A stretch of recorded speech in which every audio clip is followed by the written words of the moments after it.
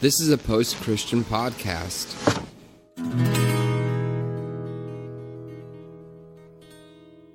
Welcome to the Revolution Church podcast. Sorry, I'm having a kind of a difficult morning.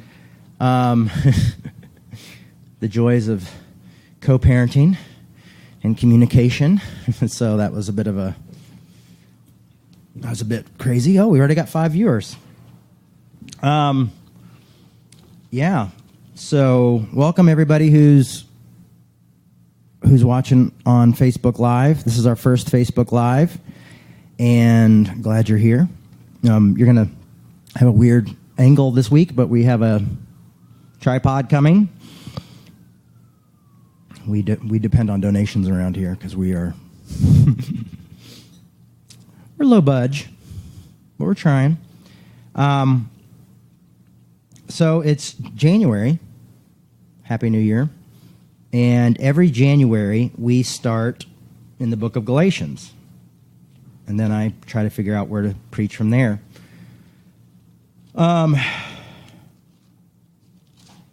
Yeah, here we go. Hey, hello from Maine. Good morning. Welcome. So we start in Galatians every beginning of New Year, and that's what we're doing.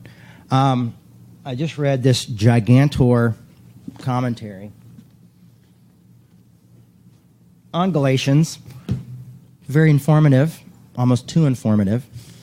I don't know if there's more little, what are the notes they put underneath usually? Footnotes. Yeah, there's more footnotes to the commentary than there is commentary half the time. So it's very, very posh. I'm going to take out my gum because speaking with gum is not fun. 23 viewers already. Well, welcome everybody. Well, 21. They're coming and going. So the letter to Galatians is a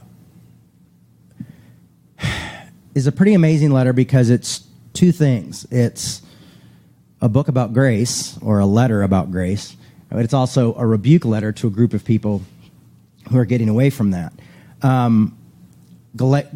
Gaul, or Galatians, is obviously a community that Paul started, and we don't know how long in the time has been since Paul was there or when he last communicated with them, but it seems that people are going back to more of a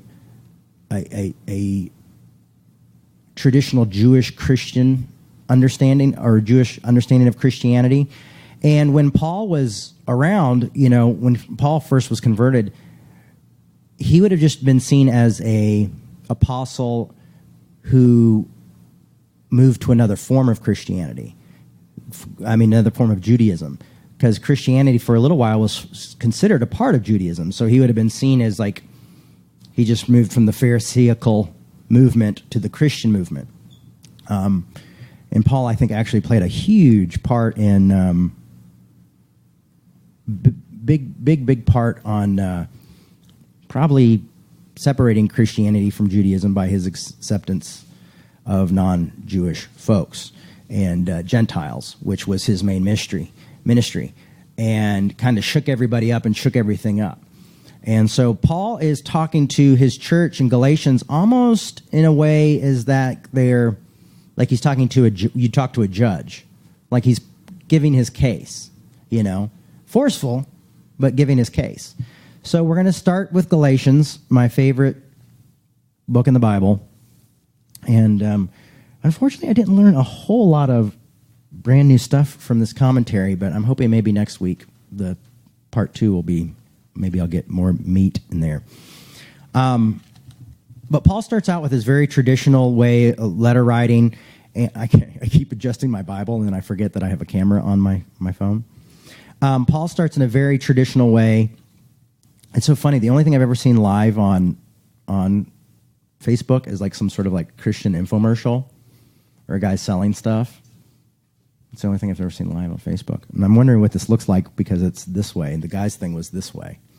It was like that way. Can you see all of me there online? I'm asking. Hi, Kate. Hi, Hi, Robert. Sean, I see you. Cananadan. No one's telling me anything. So, all right. Starts off with the usual greeting. Paul, an apostle, sent neither by human commission nor from human authority, but through Jesus Christ and God the Father, who raised him from the dead, and all members of God's family who are with me. So he's giving a greeting. He's obviously with a community. He's sending a greeting from the community, and that's what's happening. Oh, there, we got some answers. All good from here. Thank you, Alexander. So he's giving the greeting. He goes on to say, this church of Galatia, grace to you and peace from God, our Father and the Lord Jesus Christ, who gave himself for our sins and set us free from this present evil age, according to the will of our God, Father, to whom the glory forever and ever. Amen. Present evil age was something you probably would have heard a lot. Just there's a lot going on in the world. The Gauls it's interesting because there's different concepts of who they were. A lot of people believe they were a warrior culture and used for military use. And I've even seen old art of them like battling nude, like, you know what I mean? Like they would just have a sword and and a what is it? A shield, Captain America shield, and that was it. And I guess that was a way to. That was pretty intimidating if you saw a bunch of naked folks walking up with just swords and shields. I'd be like, I'm out. Or I'd be like, all right, it's a party. So he's talking to them. But what's happened is some groups of other Christians, and it almost looks like a faction of James, Jesus' brothers, could have come into his community. And that's what's interesting, is because you see this conflict here. Of what's happening, and it's literally happening within the Bible, because you can kind of see James would be uncomfortable with Paul, and Paul would be uncomfortable with James. And a lot of people don't look at the Bible that way because they think it's like just it's coherent and it all works together and there's no problems and no contradictions. It's not just like little things like I can find a sentence that contradicts a sentence over here. I mean, that's easy. But you can also find in the apostles' messages some contradictions, and I don't even want to say contradictions, but more of their traditions. There's traditions that they've grown up and practiced, and so most of the 12 were just practicing Judaism with Christianity. And Paul takes this big step to say it's not just the Jews that are called, but it's all people. It's Gentiles too, which is everybody who's not Jewish. And then he starts to say, we don't need these customs anymore. We don't need these things anymore. Let's get rid of them. And some people wanted to hold on to the traditions. And I think we see that a lot in the church days. People come in and they want to change things and say, this isn't really working anymore, or this doesn't seem like a necessary thing. And people get like, well, we've always done it this way, when you hear people arguing about the curtains in the church or the carpet in the church or, what color the bulletin is or what font was used. You know what I mean? It's like people tear each other apart over the most petty things. And when you look at what Paul's confronting, he's kind of some like things that were just, they thought were foundational to the faith. So people are really upset. And he starts right off the bat hitting hard, and he starts with, I am shocked that you are so quickly deserting the one who called you in grace of Christ and turning to a different gospel. Now, who is Paul talking about here? He's talking about himself, the one who called you. He's not just talking about Jesus. He's talking about himself, the one who called you to Christ. So he's like, I'm really shocked that you guys are turning away from my message so soon. What's going on? And so it's just, he doesn't go through the names of greeting the people who are with him. He doesn't name the person who's writing the book for him, who he's dictating to. He doesn't do any of that. He just kind of really gets into it, and you can see that he's extremely seems a little bit annoyed, and we'll see that more as we get through the book, where he says stuff that's like really graceful and then really irritable. That's one of the things I've always kind of liked about Paul is that, you always get a mixed bag with the guy. And you see his humanity.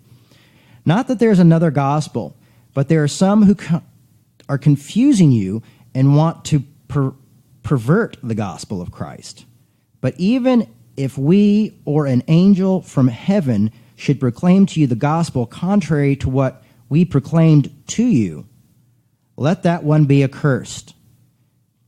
As we have said before, so now I repeat, if anyone proclaims to you a gospel contrary to what you received, let that one be accursed. That's pretty heavy stuff, curses. And what he's talking about here is not necessarily a curse from God, which is interesting, but he's talking about a self-curse, like you're cursing yourself. If you do this, you've decided to live under a curse.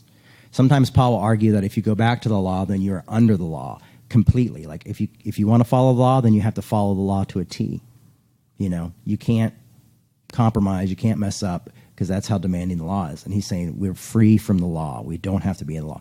And so these folks are kind of making this kind of hybrid faith of Jesus and grace with a little bit of law, And I think that's what Christianity in America has been for as long as we've been doing Christianity, is we just create new laws and new traditions and new things and new ideas of what gets you in the door.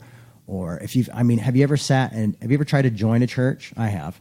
And they sit down and they explain all their theology to you, and then you have to agree to the theology, and you have to agree to the, being under the leaders and things like that. And I remember I went to one church, and this was maybe 15, 20 years ago, and they were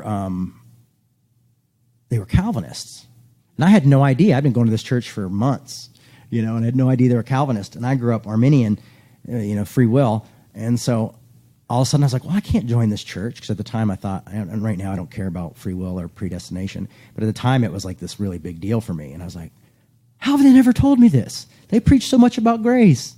Now all of a sudden, and then they also, I never noticed, they said that women couldn't be pastors.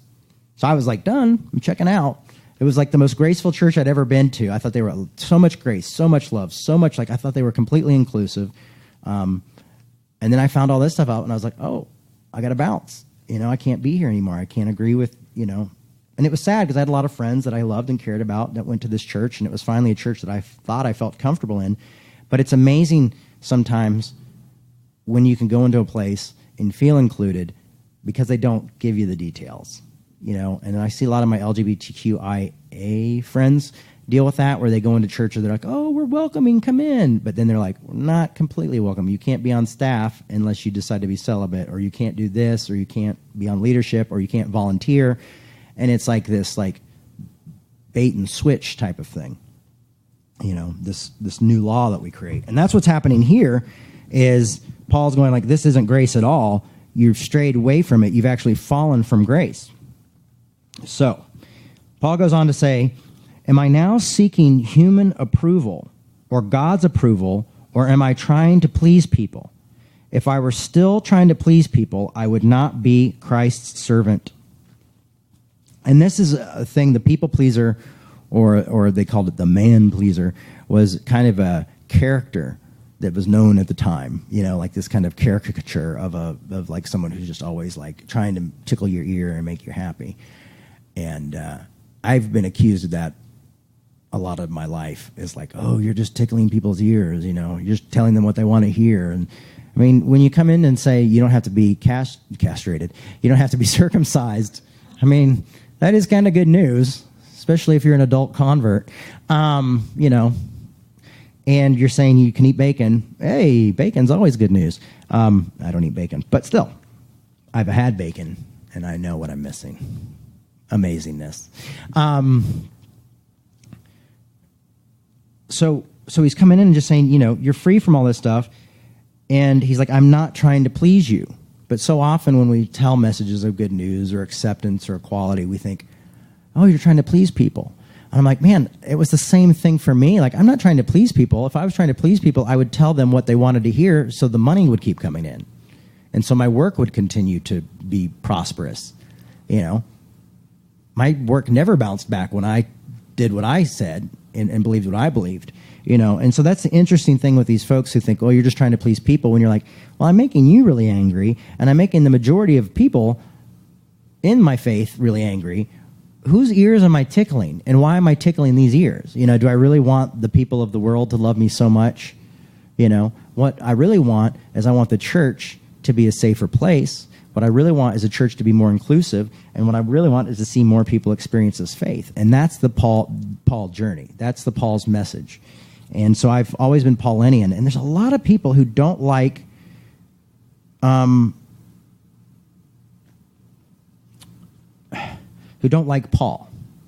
There's a lot of people who are like, I used to be a part of this group called Red Letter Christians. It was like, we just listen to the words of Jesus, and that's cool. I get it. But Paul's a huge impact on me. I wouldn't understand grace if it wasn't for Paul. I'm not going to lie. I read Jesus. I saw what Jesus did. I read the words. But I still didn't quite get the concept of being loved unconditionally by something greater than myself. I never got the idea of being completely accepted, no matter who I was or what I did, until I read Paul. And so Paul kind of blew the lid off that thing for me.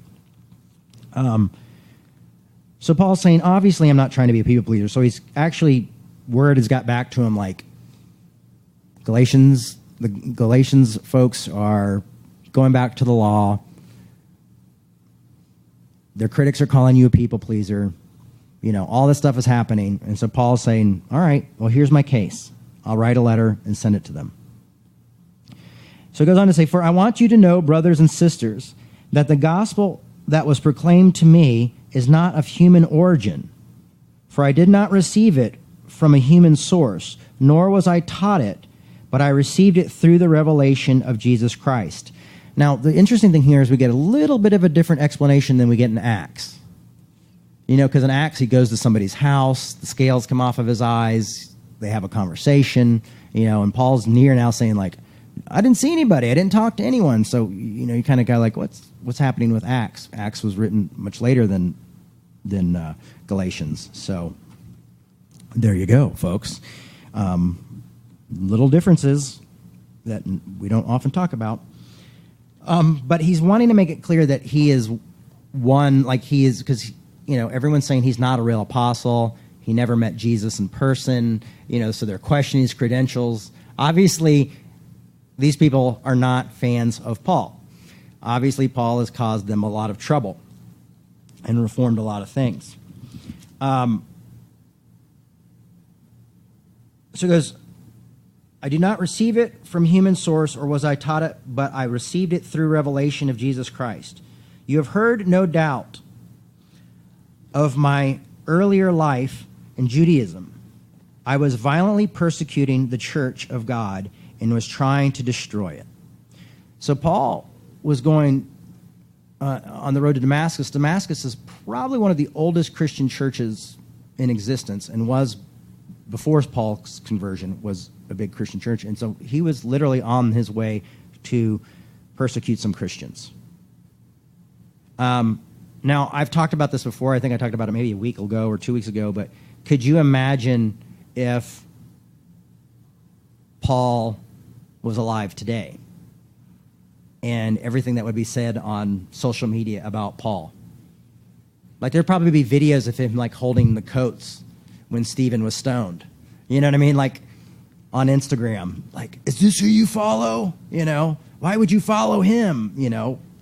And you'd have a case. I mean, if you saw a guy standing there being like, watching a stoning, being like, yes, this is good, kill this man in front of you, none of us would be like, yeah, that's the guy. That's the grace guy, Philip Yancey. Like, if there's a video of Philip Yancey killing Christians, what's so amazing about grace or the Jesus I never knew, probably wouldn't be as big of a seller. Or Brendan Manning, the grace guy. I used to kill Christians, but I'm different, I swear. That's nothing. And if we don't think those Christians were being tortured and killed, then you should read your history a little bit closer, because Paul was, when he says violently persecuting, he was violently persecuting them. Hey, Travis Grew, good to see you, buddy. Welcome back to Revolution. It's been a while.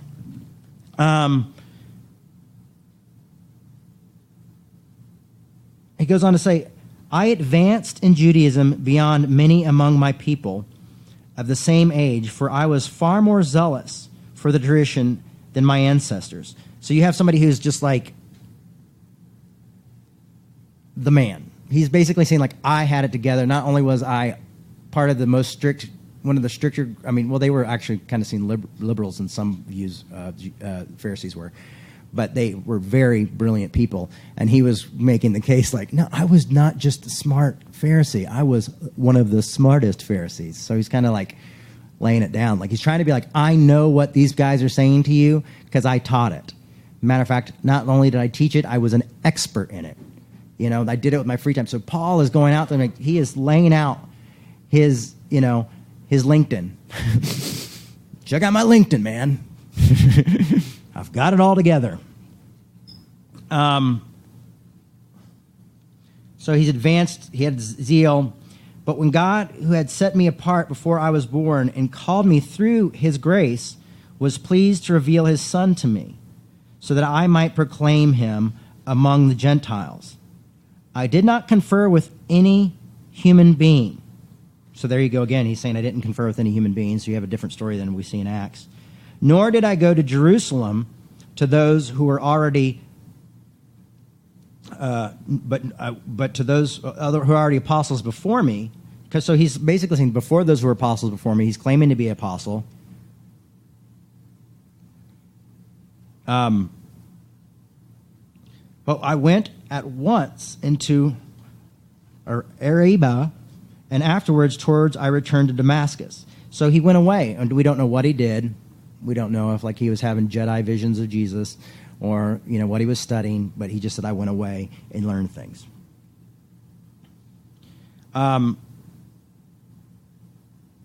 Then after 3 years, I did go up to Jerusalem to visit Cephas and stayed with him for 15 days. But I did not see any other apostles except James, the Lord's brother. And I think it's interesting that he mentions James here, because I really do have a feeling that James's sect of Christianity are the folks who are coming in saying that Paul is a people pleaser and that Paul is saying the wrong thing. It might not have been James directly, but I think it's definitely people from followers of James, which is interesting. Why is it interesting? Is because I think it's important for us to see that there's always been conflict in our faith, in Christianity. There will continue to be conflict. Unfortunately, we live in a culture where we cancel each other out, or we scapegoat each other, and we don't listen to each other, or we can't agree to disagree, and so we don't sit down and have a lot of good conversations. You know, instead we get personal, we say mean things, we say, oh, well, you're going straight to hell because you don't believe in, you know, a literal 7-day creation. You know, I mean, it's insanity, you know, and so, and that's, I think, why it's so important that the message of grace, that it's a free gift and that no one can boast, all are saved by Christ through faith, not by works. You know, I think why Ephesians 2:8-9 is so important is because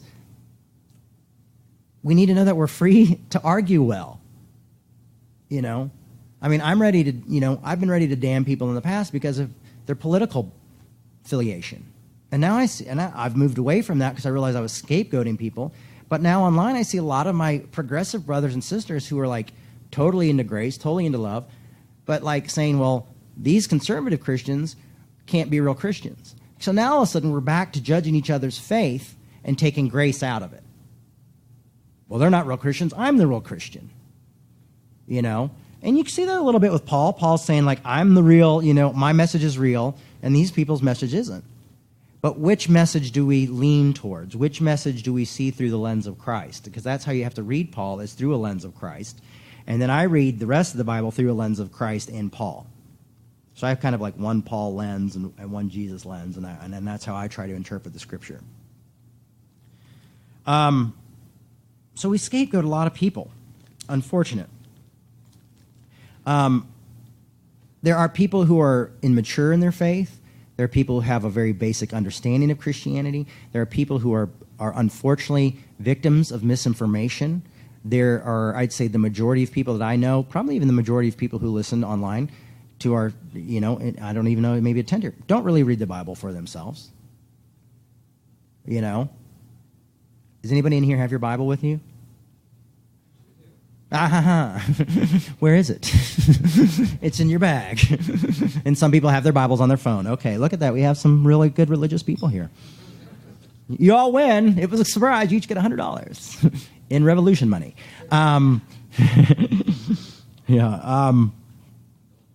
But, we all don't necessarily spend a lot of time in our Bibles, read the Bible, and often in the church and Christianity and the faith, we go to church every Sunday and we allow the pastors and people like that to believe on our behalf or to preach on our behalf, to think on our behalf. And that happens. And it happens out of tradition. It happens out of the fact life is busy. We've got things to do. We've got places to go. I don't have time to just I'm going to have my quiet time. I don't have quiet time. The only reason I study the Bible is because I am a pastor. If I wasn't a pastor, I don't think I'd read the Bible a whole lot. I probably read books about the Bible, but I don't think I'd spend a lot of time in the Bible. So I'm not saying I've got it together. It's my job. So, yeah, I read the Bible. But the fact is we write each other so much, and we're not willing to have the hard discussions. And so through these letters, because, they didn't have phone or text or television or anything like that, you see these discussions happening. And I think, just to bring it back to the original point, I think that's why it's important to see that there are disagreements in the Bible and to admit that and to notice that and to talk about that.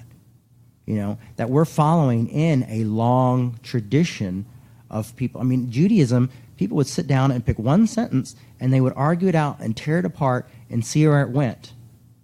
But they didn't disown one another because they disagreed. They realized that was a part of their faith, was discussing, having hard conversations and communicating with each other. Like Paul would send these letters, and it wasn't like he was just going to send the letter and never show up again. I'm done. Or make a little tweet like, hey, Galatians are being real jerks. Look who's going back to the old ways. Hashtag cancel, not my church, no. They communicated, they argued these things out. They wrote letters that rebuked each other, and then they got letters back. And, they worked through it. That's how, if we want to see things change, it happens through communication. It happens through having hard conversations. And it happens from us not discounting one another the second we sit down. And so here you see is people arguing over who's right, who's wrong. And Paul's going to lay out a huge argument here that we'll go over the next 6 weeks. And we'll look at this argument and see where is Paul in that, and we'll see, what it looks like. So I follow Paul, I'm with him in this letter. I think he's right, we shouldn't require all this stuff of other people, but I still think we should have conversations. So it goes on to say, then after 3 years, I did go to Jerusalem to visit Stephen. Oh, and he mentions Jesus, his brother James. And what I was writing to you before God, I do not lie, he says. Then I went into the region of Syria and Cilicia, and I was still of Judea that are in Christ. The only thing they heard and said was, the one who formerly persecuted us is now proclaiming the truth. He once tried to destroy, and they glorified God because of me. That's pretty awesome text right there. That's the end of one, is we glorified God. They glorified God because he turned, because he changed. And nowadays, the guy who wrote I Kiss Dating Goodbye, I've been hitting this one hard, he changes, and people say, too late, you hurt me. And these people are saying, let's rejoice. And we're not going too late, you killed a bunch of Christians. You were there when Stephen was stoned. Or that Christianity Today article that came out that said Trump should resign. I don't know how many progressive Christians I saw that was like, this guy was retiring and it's too late. They should have written this a long time ago. Should have changed earlier. I'm like, yeah, that's probably good advice if you're in a relationship and someone comes back to you after years and is like, I'm different, I'm a new person, let's get back together, and you go like, yeah, I've moved on, it's too late. I get that. That's relationship. That's good dating advice. Like, yeah, it's probably, it's great you changed. I'm glad you did, and I hope you find somebody, but, I've moved on. I get that. But in our faith or in a movement, that's not what it's about. Like, I don't think Martin Luther King ever would have said to anybody who's like, MLK, you're right. I've decided, years after being racist and being, persecuting your brothers and sisters and I've decided to come around. And I don't think Martin Luther King would have ever been like, oh, brother, I am sorry. I have a dream, but you're not in that dream. If you could have maybe done it a little bit before you wrote that book, or put up those pamphlets, or, burned the bus full of people who were trying to help me, maybe then you could have changed. But no. People like Martin Luther King rejoiced when people were set free from misinformation. And so we see that right there, as Paul says, people were rejoicing that I had come around. So he's saying, even I was here at this place. He's saying, what he's laying out is pretty smart. It's because he's saying, I understand my critics. I was one time my critics. I lived that way. And I think that's what's good for a lot of us who come out of legalistic backgrounds and stay in the church, is for us to come back and look back at our lives with empathy. Going like, I was that way, and what did it take me to change? A few weeks ago I said that maybe we should write letters to those people who hurt us in church, especially if they're still there, and thanking them and saying, like, you know what, you changed me, you hurt me, but by hurting me, I'm not, and this would be a very passive-aggressive Minnesota letter, I am not you, I got out, and I'm living a new life. As a matter of fact, I want to tell you all about it because it's really great, something like that. I don't know of a good way to do that letter. Maybe don't write that letter. But maybe write that letter in your journal and just tuck it away. But yeah, that's good news, right? Yeah. Let us embrace that. Let's be thankful that we got free from that. And what Paul is trying to say is, like, I get these teachers of religious law. I get why they want you to do these works. I understand why they're doing it. I was that, and now I'm not. Now I've changed, and I am free, and I want you to stay free as I'm set free. And next week we'll see Paul sit down with Peter and James and say, guys, don't go back to the old way. We know it's not this way. You see this confrontation. So I think this is just one of the greatest books in the Bible because of that. I actually never really focused too much on the people being grateful that he changed, but just imagine if we were just like, what was the guy's name Mariah kissed dating goodbye? Somebody in here knows. Joshua Harris. Imagine if we were just like, people were like, thank God, it's awesome, Or, if there were people saying that, or when Christianity Today wrote their thing, we're like, this is awesome, great. Not like, oh, it's too late. That's just, to me, like, it's a complete, like, digital internet culture where we've got to the point where we're just saying, like, oh, it's too late. Sorry. Like, we don't get the idea of what repentance means. We don't get the idea of what grace means. We don't get the idea of what changing means. I'm not saying that you have to invite him over and be your best friend. I probably would have kept my distance from Paul the Apostle for quite a while with a little bit of suspicion, like, is he just getting us all together? Is he just going to throw a big conference in Damascus and then close the gates? I would, And I'm not saying the same way we operate faith is the same way we will operate personal relationships. And the same way we work in community isn't the same way we deal with marriage. Okay, those are all different things, and they're all very unique. So I'm not saying that. So I hope when we listen to that, we don't think like this is just one fix for every situation. It's not. But this is a fix of what's happening when a community is being affected by bad theology, what some people would call heresy. And Paul's trying to work it out. And Paul's coming in saying, not only do I understand heresy, I was the man at it. I understand it completely. So anyway, that's today's talk on Galatians. What we do is we have Afterglow, and since I don't think you'll be able to hear anyone in the audience do Afterglow, what I'm going to do is do the Afterglow with Facebook questions first, and then we'll do group questions here. So if you have a question or a comment, tippity-tap, or tippity-tap, however you use your phone, and I will read it, and we'll respond, and maybe someone from the audience will come up here and respond. We don't have our microphones set up today for the audience, so we won't be able to. Yeah, we've got it will be on the recording. You'll get the whole Revolution experience on the recording. So any pushback on Facebook or any questions? I'm going to go through and see. This is why I appreciate Afterglow. It's very similar. Awesome live message now. I'll be watching. Thank you. Someone said they love me. That's nice. Oh, let's see if we can see more. See more, please. It's not letting me see more. This is happening in the Methodist Church. Amen. That's true, but it's time where lots of purple. Seems like somebody's going to be just that. Okay, just hi, Jay.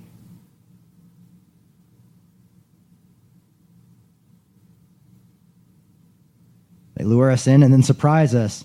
Here's all the things you can't do. Stay under grace. So I'm just reading your comments right now.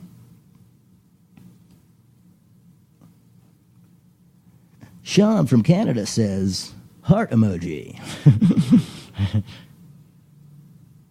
No, Sean just said that was the best take on Paul. Very encouraging. I concur. No, I'm just kidding.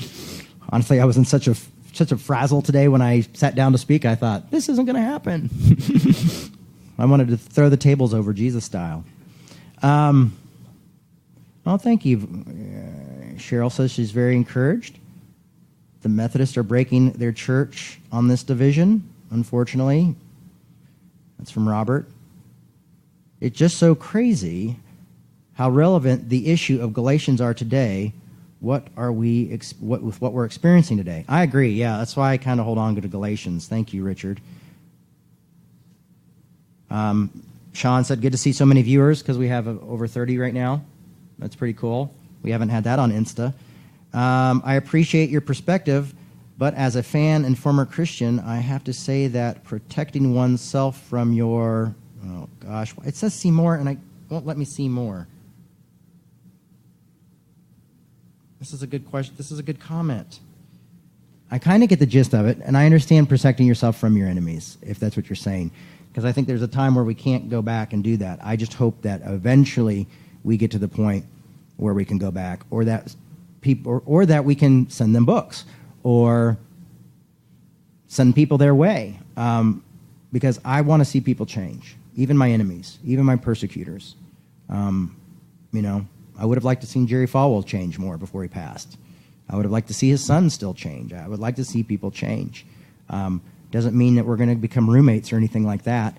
Or best friends, But also sometimes forgiving people is just a thing that you do, and it helps you more. It helps yourself, the forgiver, more than the one who's being forgiven. Because sometimes the person you're forgiving doesn't even care. But sometimes when you let that pressure and stuff off your shoulders, it really does help. Apparently I missed the sermon, but I appreciate you. Thank you. Thanks. Yeah, sorry. I can't read the names very well. I think it's JL. I might Reeves. She said thanks. Yeah, I'm sorry. I couldn't read more of your question. The comments get long. It says see more, but it won't let me go any longer. Serious Q. How do you feel about the current exodus of people from the church that's happening now? I think it's probably a good thing, honestly, in the long run. I'm not excited that the church is dying, but I feel like if we don't die, I think the church dying might be the one thing that brings the church together to start trying to figure out what we've done wrong, and I hope we can figure out what we've done wrong and maybe communicate with each other if we're desperate enough, because it seems like the only thing that's going to get the church to unify is desperation, unfortunately, and, so maybe that's where we need to be. That's my 2 cents. When is your next book coming out? I don't know, but if there's any publishers out there, call me. I have 3 ideas. But I do have some projects in the works right now of some really cool stuff that I can't really talk about yet, but I'm really stoked about. So there are 2 projects coming up, and I'm also going to be in Belfast, Ireland, talking about my mom and contradictions of my parents in the 80s in Ireland. And I think it's going to be May 15th. So if you can go to Wake or go to Belfast to see that, great. I'm sure there's a lot of Belfast people listening. JL, like the last who killed someone with a peg in the Old Testament. Is it like one of Superman's relatives? Okay, sorry, I'm getting lost. What kind of Bible do you recommend to someone who is new to exploring their faith? I don't recommend reading any Bible literally and studying it, but if you're really somebody who really just wants to get basics, I really always liked the New Living Translation. There's one thing I didn't like about it is because they have the term, I don't know if the term is in the actual verses, but they had a thing where you could look up and it used to say homosexuals, and I didn't like that, but I liked the way the New Living Bible read very easily. I read the New Revised Standard Bible, and I think it's the most accurate. So if somebody's willing to just like kind of wrestle through it and sometimes hear statements that sound somewhat like questions, that's a good translation. Yes, okay. I don't think it's fleeing from faith, Alexander says, but from hypocrisy. A complete do-over for the church, someone said. Yes. Are you being consulted on the movie/musical about Tammy Faye? Well, that has nothing to do with the sermon. But I've talked with some people from the movie, and I'm hopefully talking with some people about the musical very soon. So, there you go. I think, unless I see... I'm glad you showed up too, Sean. Regarding the exodus of church. Back to Alexander. Yeah, I don't think it's a fleeing from faith, but from hypocrisy. Yeah, I agree, Alexander. I also think that a lot of people are leaving their church, because of bad theology. I also get the people who are like, I just can't grasp a man in the sky being real. I get that. But I think a lot of people are just saying the church is not relevant to me anymore because of they're mean or angry or not inclusive, not loving. It doesn't seem like or it's just not relevant. So I think we'll have to see what we can do to change things. So, do we have any comments in the crowd? And then I'll just, if something comes up here, if we don't have a comment, I'll read it. I think I think it's tricky, the whole thing with Joshua Harris and all that, just, saying you've got to change, one side's telling another, you've got to change, you've got it all wrong, you misunderstand, but then once they do, it's like maybe the motivation for flinging all this guilt at them was just to have... just to be able to call them out, or just to be able... It's almost like they didn't want them to repent or to or to change their mind because they're no longer an easy scapegoat. And it's like, well, I needed that scapegoat, and now, they're gone. It's a weird thing. It's a really weird thing. And at the same time, I don't think it's healthy either just to up and forgive and forget, quote unquote, and be like, oh, well, then everything you've ever done is all forgotten. I think it's a nuanced, tricky balance, I think. I think we lost connection here. It kind of reminds me, Robert, of in A Boy Erased, that main counselor guy, how he came out and is now living his best self, but that doesn't erase, it doesn't undo the awful traumatizing experiences that he put those people through. It's encouraging and it's good, I think, that he came to a place and became real with himself and repented and tried to make amends in any way he could and was very public about the bad things that he did and is actively trying to get rid of gay conversion therapy altogether. That's great, and it still doesn't change how it hurt the people that are hurt. And so you get even more nuance, like Jay was saying, having those experiences, having those awful conversion therapy or camp experiences is what made people who they are, is what part of what made you such a strong and resilient person with a strong and important message that needs to be heard and to be articulated only in a way that it can be articulated by someone who's been through that awful, awful stuff. And so I think that harping on the fact that it happened and harping on the fact that it never should have happened is kind of redundant. At a certain point, it did happen, and all we can do, one phrase I always use is onward and upward. It's to like try to, yeah, that happened, yeah, that was awful, but we're trying to keep things moving at some degree of a positive angle, at some incline, doing the best that we can. I think it's a really tricky thing, but I think it's also very beautiful to walk away from that in the way that you have, and you too, Vicky, and the trauma that you've experienced, religious-related trauma, and it is not by any means mandatory for someone who's gone through that to try to reapproach it and re-engage with it and talk through it and help people who are still stuck in it. But I think that it is important to have people like you who are willing to address those things and talk openly about it in the interest of bettering humanity and having someone there who can relate with people who are still going through that stuff. That's good. Next. Okay. Well, this is something that Caleb and I talked about briefly on the drive in this morning.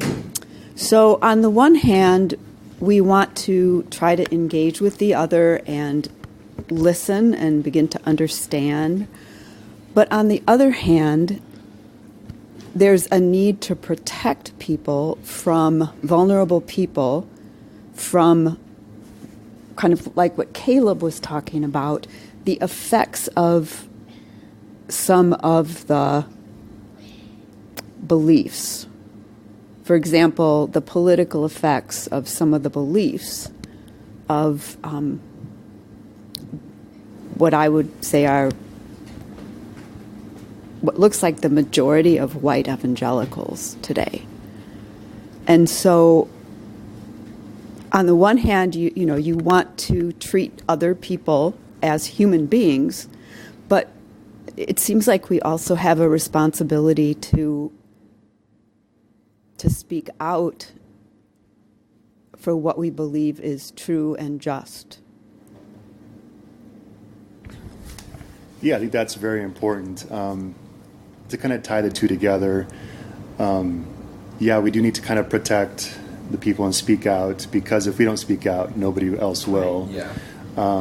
At the same time, with the people kind of in this whole cancel culture kind of phenomenon, it does surprise me sometimes that, for example, the author that, thought, like his stating goodbye, and then he wrote his second, book, and is kind of leaving his faith, of the lack of not just forgiveness, but like empathy. Like this person went through this faith journey, as we all did, and then we are so quick to jump on social media and write a snarky comment because we want reactions.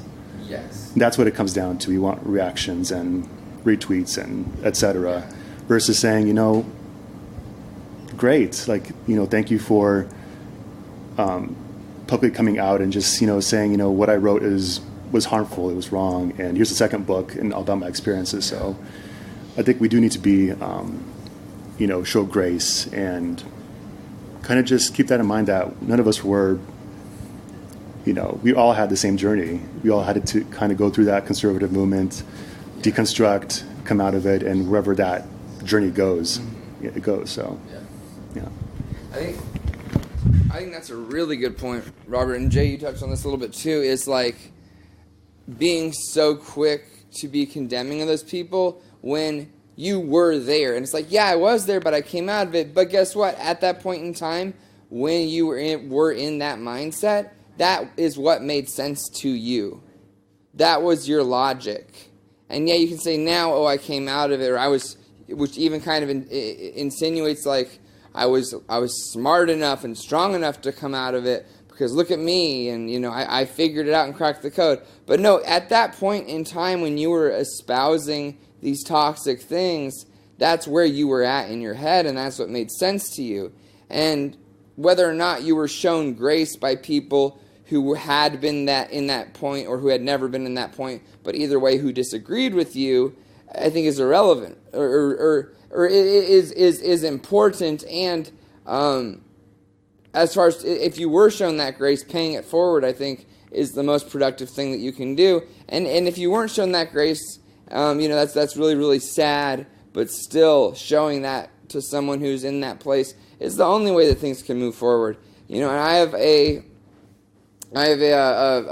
loved one who used to be a white nationalist, and thank God no longer calls themselves that. And I think it's just a phase that happened when they went down into some YouTube rabbit hole, and wound up there somehow.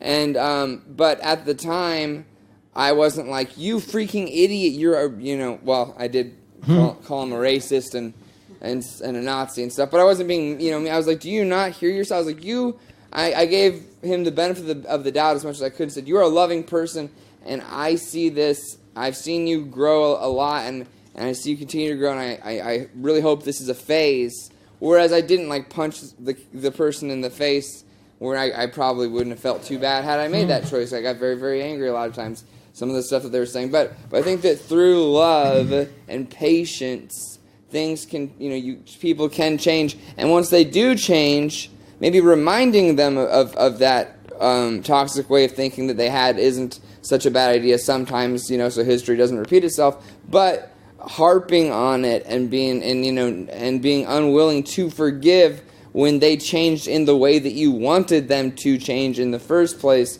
is really tricky. And in a lot of the atheist communities that I hang out with, that's honestly a big thing that you see is people not being willing to, like you were saying, Jay, forgive your youth minister who is, and people have done awful things, and a lot of people, you can argue whether or not they deserve forgiveness or whatever, but I think realizing what brought us to where we are, for one thing, and the fact that we were once likely in the exact same mindset with the exact same convictions as these people. One of my friends who rubs me the wrong way and is one of the hardest people for me to talk to is a Calvinist apologist. And I used to think that way. I used to read tracts about Calvinism or hand out tracts about the way to get saved and stuff like that. And so I can really relate with that person. Doesn't mean it doesn't piss me off and really rub me the wrong way to have a conversation with them. But there's that degree of empathy that comes from, I used to think just like this, and I can't get too mad at the guy because I used to be in that exact same place. Right. So. Yeah. Said a lot. Gosh, it's tough. Whew. Any other burning desires, or open desires? I don't know. What do we call them? Got the two brave people who brought the cutest little one. My daughter we just ordered her glasses last week. Mm. Yeah, so she's getting glasses. Her eye was kind of moving in a little bit, and so. Yeah, I'm excited. Yeah, Minnie got. Yeah, she got. I think they're like a little bit like raspberry, but like pinky raspberry. It's really cute.